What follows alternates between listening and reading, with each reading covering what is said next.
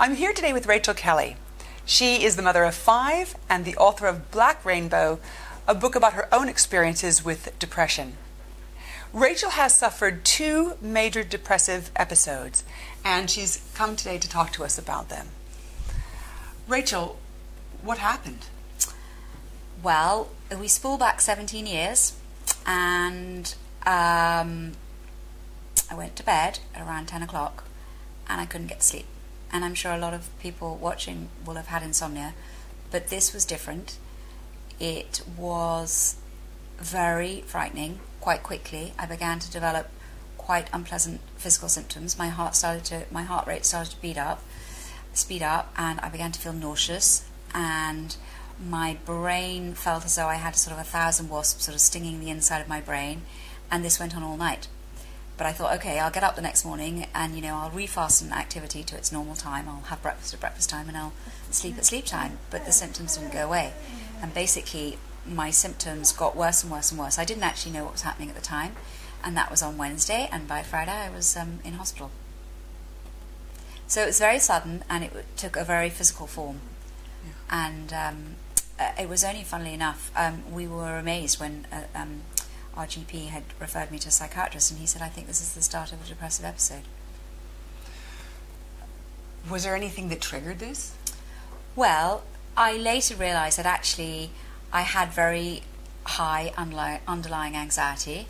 Our circumstances were very anxious at the time, anxious making for me. We had 2 small children. I was working in the newsroom at the Times in a demanding job. My husband was an analyst at Goldman Sachs, and we both had very demanding, albeit very stimulating jobs. We were working very hard, we had small children, and in addition, my husband had just stood for Parliament in Manchester, and we were overtrading, and I was trying to balance everything, be everything to everybody. Yeah, be a good wife, a good mother, good at work, and I was just juggling all these balls, and I thought I was okay, and literally I just dropped all the balls, and it just came crashing down, and I wanted to keep going with my life, but I didn't have the health for it. And it manifested itself in this very serious depressive episode, when basically my underlying symptoms of anxiety just increased and morphed into depression, and it was an anxiety-led depressive episode. Mm-hmm. And I had to be sort of sedated to try and calm down these symptoms of anxiety. Yeah. That was depressive episode number 1, and there was another. Yeah, so very interestingly, even though I was very, very ill, I was seriously ill, like I was in bed for 6 months and in hospital, I didn't really change anything. But this was 17 years ago, and I was really in denial, which I think tells you something around the stigma of depression.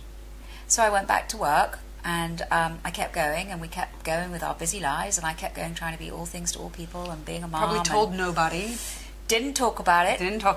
Didn't really change my life at all. Mm. I only had really treated myself with, I had been treated with drugs. I didn't think in terms of really changing my lifestyle, because I quite liked my life. Yeah. And I didn't really think of myself as kind of, depressed or somebody who suffered from depression.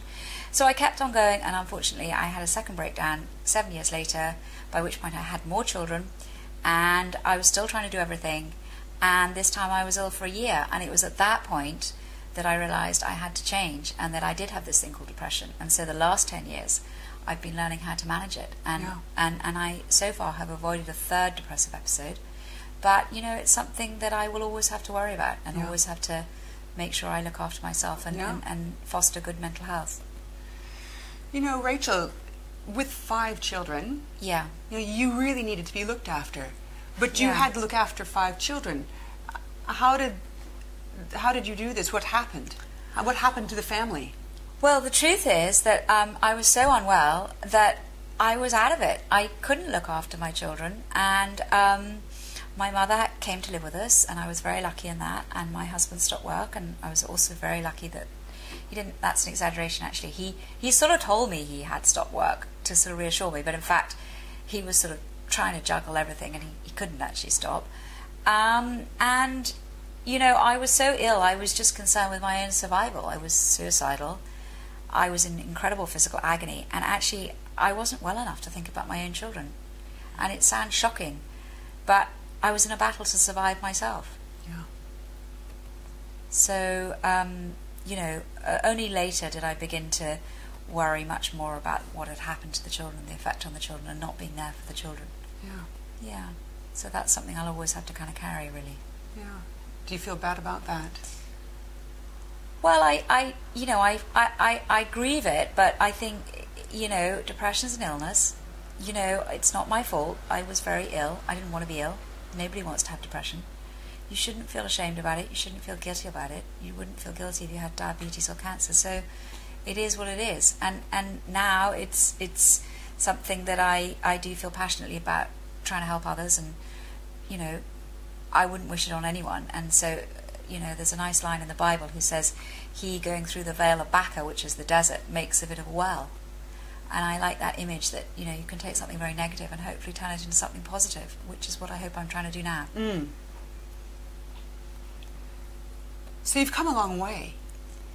Yeah. This was, how many years ago was this second episode? This was 10 years ago, and it has been a long and hard journey, and I'd say I'm still on it. I mean, I'm learning all the time. I'm learning all the time what to do, how to manage it. I'm very careful with my diet. There's a lot of new research. I take vitamin B supplements because we now know there's some work on that, something to help reduce anxiety. I'm careful. I do get out. I'm careful with exercise. I practice mindfulness. I do use poetry as a particular kind of thing that helps me to sort of change the narrative in my head. And I do support these charities because we know that a purposeful life trying to help other people is very good for our mental health. So my whole life has really 100% changed. Rachel, it's so kind of you to come and talk to us and to share this with us.